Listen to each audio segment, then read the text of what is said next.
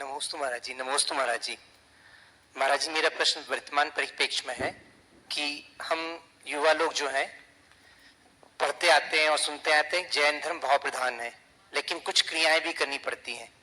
तो कब हमें भाव प्रधान को महत्व देना चाहिए और कब क्रियाओं को, खासकर मंदिर के परिप्रेक्ष्य में, क्योंकि जब नया व्यक्ति जुड़ता रहता है तो उसको क्रियाओं के नाम पे बहुत ज्यादा डांट या चीजें ऐसी जाती है कि वो भग जाता है और बाहर निकल के वो बोलता है भाव प्रधान है तो हमें तो ऐसा करना चाहिए।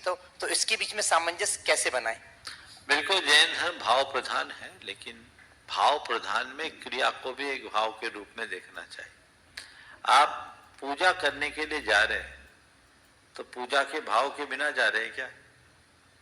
आपके हृदय में पूजा का भाव उमड़ता है तब आप पूजा करने के लिए जाते हो ना। तो पूजा का भाव उमड़ा इसलिए पूजा करने गए, समझ गए? पूजा का भाव ही नहीं उमड़े तो पूजा के लिए क्या जाएंगे? तो भाव के बिना क्रिया नहीं, और क्रिया के पीछे भी एक भाव है। अगर कोई व्यक्ति क्रिया के प्रति पूरी तरह उदासीन है तो इसका मतलब उस क्रिया का उसका भाव ही नहीं है। यहां तुम आए, ये क्रिया है कि भाव? भाव और क्रिया दोनों। आना तो क्रिया है, पहले भाव हुआ था और उसके पीछे का भाव है। तो भाव की अभिव्यक्ति का आधार क्रिया है और भाव की पुष्टि का आधार क्रिया है।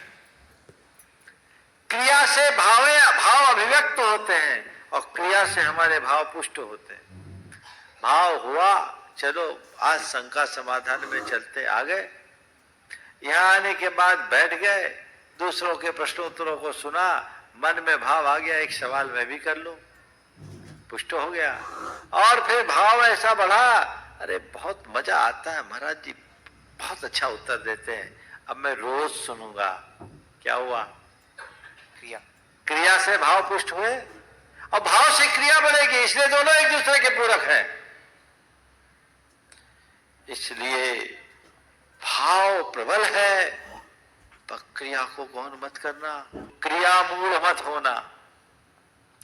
जो लोग क्रिया मूल हो जाते हैं, भाव एक तरफ क्रिया में ही लग गए। अब एक कोई नया नवेला बच्चा आया है, पहली बार अभिषेक ले आया है, उसको बेचारे को कुछ आता नहीं, और तुम हो मुकद्दम, रोज के करने वाले, और मुकद्दम क्या, पूरे मंदिर के मालिक ही अपने आप को मान लेते हो। अब किसी से कोई गलती हो गई, चार आदमी के सामने उसको डांट डपट दिया, ये बिल्कुल ही अव्यावहारिक बातें हैं। तुम सच्चे अर्थों में धर्मी हो तो कोई नया नवेला आदमी आता है, कोई क्रिया गलत भी कर दे तो उस समय कुछ मत बोलना, कर ले दो थोड़ा बहुत 19-20। जब क्रिया पूरी हो जाए एक तरफ धीरे से बुला तो कहो बहुत खुशी है आप जैसे युवाओं को, आप जैसे नए लोगों को मंदिर में आकर देखें, बहुत अच्छा लगता है, और आपने बहुत भाव से भगवान की पूजा की, मैं मुग्ध हूं आपकी पूजा से, मैं मुग्ध हूं आपकी पूजा से, बहुत अच्छा, आप रोज आया करो। बस मुझे लगता है कि कभी आपने पूजा किया नहीं, अनुभव नहीं है, यदि आप चाहो तो मैं आपको कुछ सिखा सकता हूं। आप मेरे पास 10 मिनट बैठ जाओगे ना, एक दिन में सारी क्रिया सीख जाओगे, फिर आपसे कोई कमी नहीं होगी। ऐसा किया जा सकता है कि नहीं? पर जितने धर्मी है ना वो प्राय अहंकारी हो जाते, और उनको ये अहंकार होता है कि मेरे से बड़ा कोई धर्मी हो ही नहीं सकता। उनका यही अभिमान अनेक प्रकार की विसंगतियां खड़ी कर देता है। तो उनसे बच के रहना चाहिए, बचा के रहना चाहिए, जिससे जीवन का पथ प्रशस्त हो।